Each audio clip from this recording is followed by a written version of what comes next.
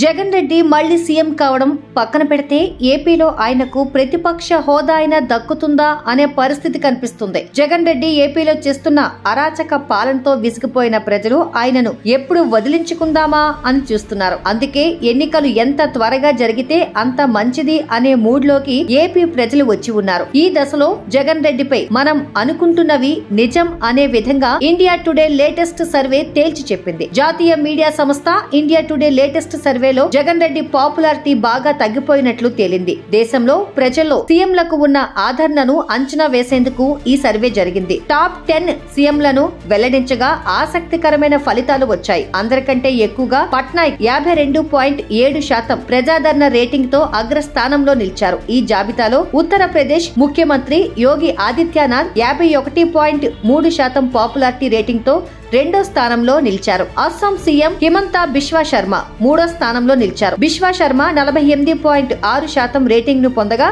నాలుగో స్థానంలో Gujarat CM Bhupendra Patel 42.6% rating తో ఉన్నారు. 41.4% పాపులారిటీ రేటింగ్ తో త్రిపుర ముఖ్యమంత్రి డాక్టర్ మానిక్ సాహా ఐదో స్థానంలో నిలిచారు. ఈ సర్వేలో టాప్ 10 లో సీఎం జగన్ చోటు దక్కించుకోలేదు. గతంలో చంద్రబాబు సీఎం గా ఉన్న సమయంలో వివిధ సర్వేల్లో ఆయన పేరు కనిపించేది. తాజా సర్వేలో మాత్రం జగన్ పేరు లేదు. ఇప్పటికే ఎన్నో సర్వేలు జగన్ దిగజారిపోతున్నట్లుగా డంకా బజాయించి చెబుతున్నాయి.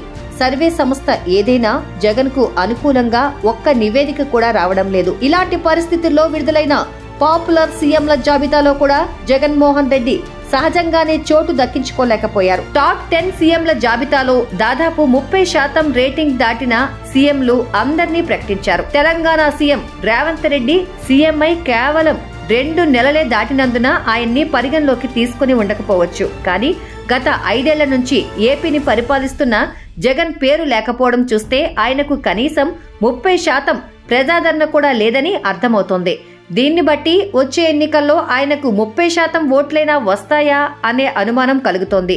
యోగి ఆదిత్యనాథ్ ఇటీవలే ఎక్స్ లో అత్యంత ప్రజాదరణ పొందిన ముఖ్యమంత్రిగా నిలిచారు. ఎక్స్ లో యోగి ఆదిత్యనాథ్ ఫాలోవర్ల సంఖ్య 27.4 మిలియన్ మార్కును దాటింది. ప్రధాని నరేంద్ర మోదీకి 95.1 మిలియన్ ఫాలోవర్లు, హోంమంత్రి అమిత్ షా 34.4 మిలియన్ ఫాలోవర్లు ఉన్నారు. అయితే ఈ టాప్ 10 సీఎంలలో తెలుగు రాష్ట్రాల ముఖ్యమంత్రులు రేవంత్ రెడ్డి, జగన్మోహన్ రెడ్డి మాత్రం లేరు. కనీసం దక్షిణ భారతదేశం నుంచి ఒక్క ముఖ్యమంత్రి ఈ మొదటి 5 స్థానాల్లో చోటు దక్కించుకోలేదు. ఒడిశాను 20 ఏళ్లకు పైగా నవీన్ పట్నాయక్ పరిపాలిస్తున్నారు. నవీన్ పట్నాయక్ కు 77 ఏళ్ల వయసు.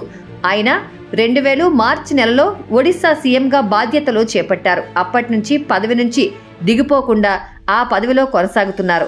తాజాగా పాపులర్ సీఎంల జాబితాలో 52.7%తో అగ్రస్థానంలో నిలిచారు. నిన్న మొన్నటి వరకు దేశంలో అత్యుత్తమ ముఖ్యమంత్రి ఎవరు అనగానే ప్రతి సర్వేలోనూ ఉత్తరప్రదేశ్ ముఖ్యమంత్రి యోగి ఆదిత్యనాథ్ పేరు వినిపించేది. దాదాపు అన్ని సర్వేల్లోనూ యోగి పేరే మొదటి ప్లేస్ లో ఉండేది. కానీ ఇప్పుడు యోగిని ఒడిశా ముఖ్యమంత్రి నవీన్ పట్నాయక్ వెనక్కి నెట్టారు.